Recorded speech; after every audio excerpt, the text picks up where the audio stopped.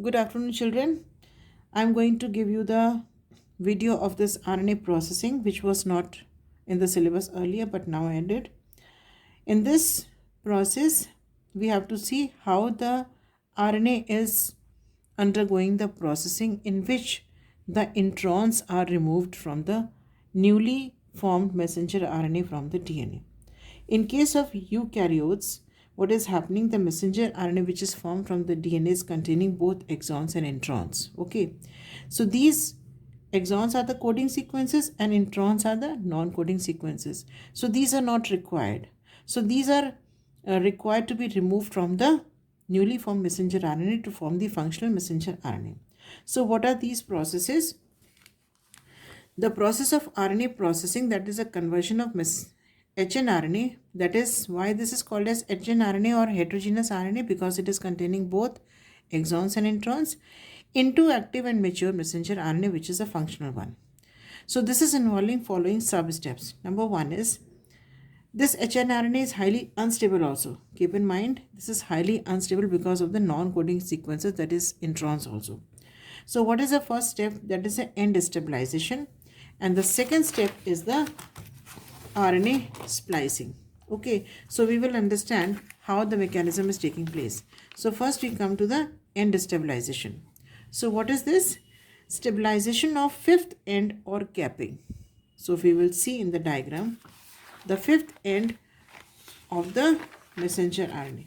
Here you can see the hnRNA which is formed as a result of the transcription, that is a 5 to 3 end. And this is hnRNA, heterogeneous RNA, because it is containing both exons as well as introns. See, exon, intron, exon, exon, intron, exon, and this much. Okay, so this is the fifth end, this is the third end. Now see this one. First nucleotide at the fifth end of the hnRNA is covered by cap of a molecule, that is 7-methylguanosine triphosphate. The short form 7-MGTP, right? So we'll see the fifth end now. See the fifth end, that is, this is a fifth end, right? So this end is covered by the 7-MGTP. So you can see here the 7-MGTP, this is a capping, right? So this is attached at the fifth end of the heterogeneous RNA, right? Now what is happening at the next end? So first nucleotide which was present at the fifth position, that is covered by this. Now it is a modified guanosine, because this is GTP, so this is guanosine, modified guanosine triphosphate molecule. This event is called capping. So what is happening in the capping? The attachment of 7-MGTP at the fifth end of the hnRNA. Now the cap is linked to the first nucleotide of the hnRNA by 5 to 5 triphosphate bond, and the cap serves two important purposes. So how this attachment is this? 5 to 5 triphosphate bond, right? This is happening at the fifth end. Now what are the two important purposes? It determines the initiation site for translation. This is the end, yahan pe laga hai ye, right? So this is determining the initiation. That means initiation will start from here only. This is giving you the idea that this is an initiation site, because now we are removing the introns. Here only the exons are there in the functional messenger RNA. अभी हम देखेंगे इसमें कि how the introns are removed. So this is the portion, and from here only the initiation of translation will take place. Then secondly, it protects the fifth end of the messenger RNA against the attack of some nuclease enzymes, because now the splicing has already taken place and the capping is done. Because this cap is providing a kind of protection to this end, so no nuclease enzyme, because nuclease enzyme can cut this length of RNA into pieces. So this nuclease is not attacking here, and no breaking of this messenger RNA will take place. So protects the fifth end of the messenger RNA against the attack of some nuclease enzyme. So this is the function of the cap which is attached here, 7-MGTP. Okay. Now see the second step. Stabilization of the third end or polyadenylation. This is the term, technical term. This is known as capping. This is known as polyadenylation. Poly means many, Adenylation means addition of adenine.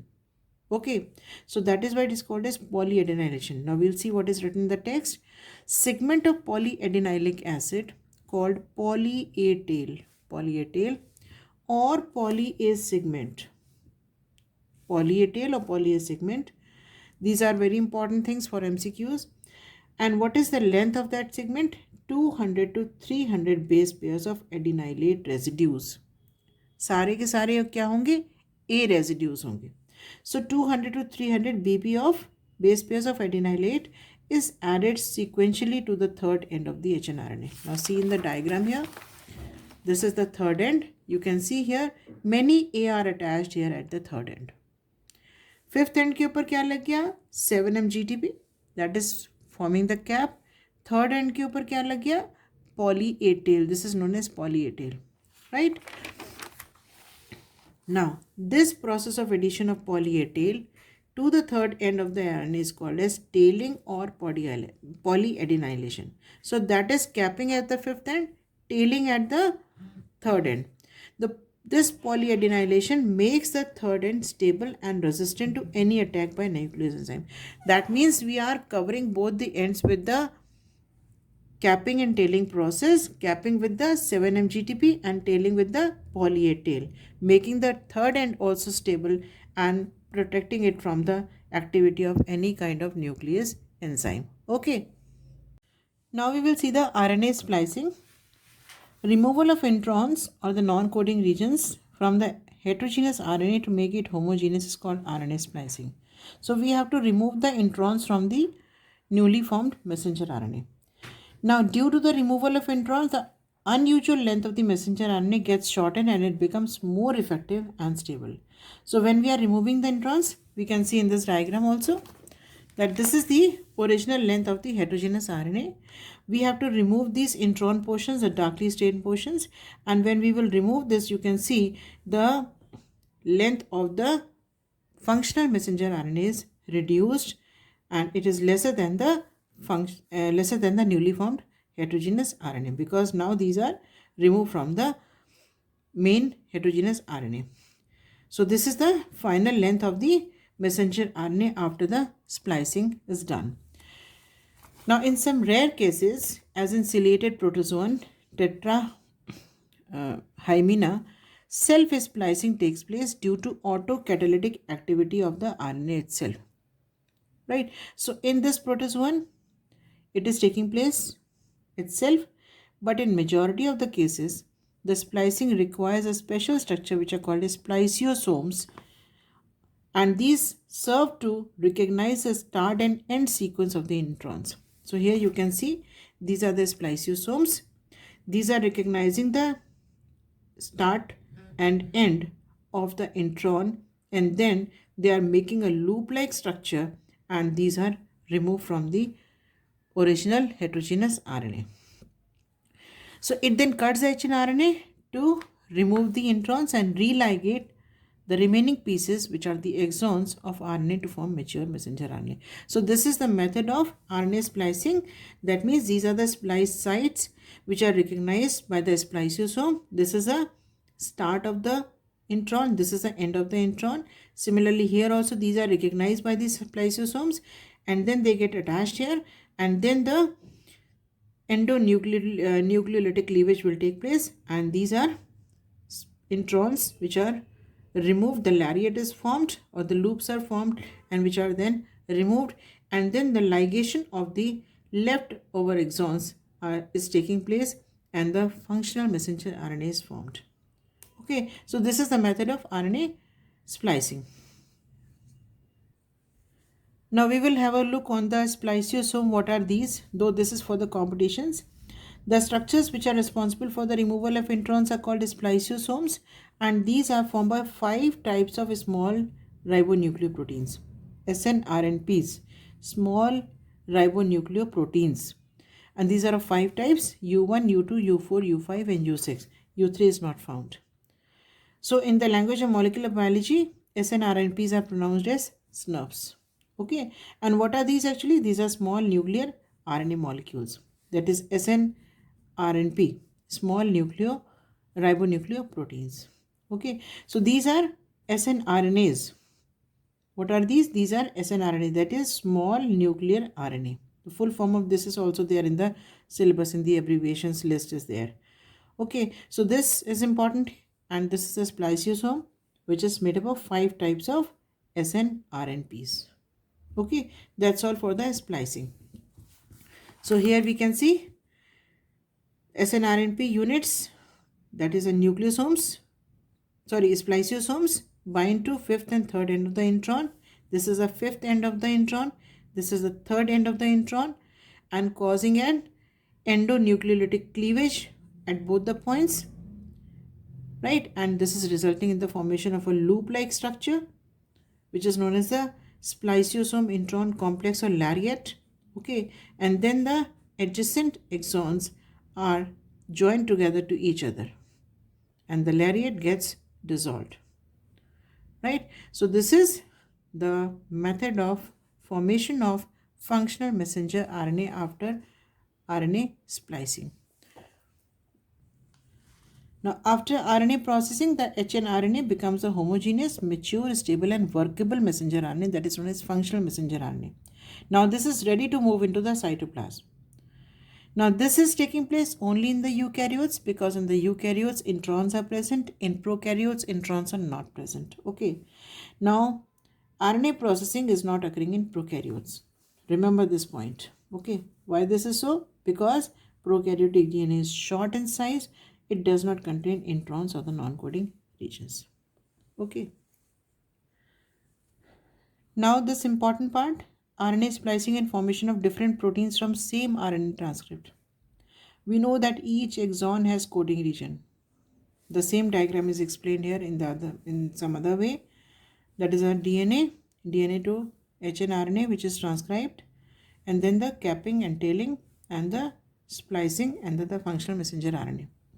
So we know that the many exons are present. You can see all E's are the coding regions, and these are coding for a certain type of protein. That means from the same hnRNA, different types of messenger RNAs can be prepared by differential selection of exons. 1, 2, 3, 4, 5, 6. 6 exons are there. So ultimately we are getting 1, 2, 3, 4, 5, 6 exons we are getting in the final functional messenger RNA. Right? So in this way, different types of proteins can be prepared. Or we can say hnRNA contains many exons and introns, and introns are removed. Sometimes what is happening, some exons are also removed. Right? So in that case, the protein will be different. But we can say that from the single messenger RNA, because it is containing many exons, so it can code for certain type of or many types of proteins at a time. Okay. Now on the basis of the same, we can see the differences between prokaryotic and eukaryotic transcription. Prokaryotic taking place in the cytoplasm, because in the prokaryote no nuclear membrane is present. So transcription and translation both are taking place in the cytoplasm. In eukaryotic transcription, it is taking place inside the nucleus. Then the RNA is moving into the messenger RNA is moving into the cytoplasm from the nucleus. Then same RNA polymerase can synthesize all kinds of RNAs. In prokaryotic transcription, only one type of RNA polymerase is there. Okay, and it is synthesizing all kinds of RNAs. In case of eukaryotic transcription, each type of RNA is synthesized by a different RNA polymerase. So messenger RNA is synthesized by RNA polymerase 2. Earlier also it is given in the chapter RNA polymerase 1, 2 and 3, and all the 3 types of RNAs polymerase are synthesizing different types of RNAs. So messenger RNA is synthesized by RNA polymerase 2. Now transcription is immediately followed by the translation, because transcription and translation sites are the same, because in the cytoplasm only both the processes are taking place. Here the transcription is not immediately followed by the translation, because now the messenger RNA has to move out from the nucleus to the cytoplasm, so sites are different. Okay. Then messenger RNA does not contain any non-coding. Here the introns are not present, so no processing is required. The next point is mRNAs, which is newly formed messenger RNA is stable and no processing is required, and it is not heterogeneous. Here the messenger RNA which is newly formed messenger RNA is heterogeneous in region, heterogeneous in nature because of the presence of introns, and this is unstable, so processing is required. Capping and polytailing is required in the eukaryotic transcription. So these are the differences. These are same as given in the description of the RNA processing. Now the last part, split genes. What is a cistron first? It is a functional unit of the DNA because it is coding for something. It is a segment of DNA. Cistron is a segment of DNA that is equivalent to a gene. So that is responsible for the information. So it is a functional unit of the DNA containing the genetic code for the single polypeptide. Polypeptide is a protein. Now most eukaryotic genes are split into segments because the eukaryotic genes or the eukaryotic DNA is containing the both exons and introns. Right? Now the segmentation occurs because all the DNA is not of the coding nature, because non-coding regions are also present which are known as introns, and we are doing the processing and introns we are removing. After the removal, what is left? Only exons are left. So the genes which are containing both exons and introns are referred to as the split genes. That means if the introns are not present, these are not the split genes. So split genes are those segments where the exons and introns both are present, which are called as split genes. Okay. So that is all about the RNA processing, which was left earlier. Now I've completed this portion also. So you can go through this video and you can read this portion, and then you will be able to understand each and everything. Okay. Thank you, children.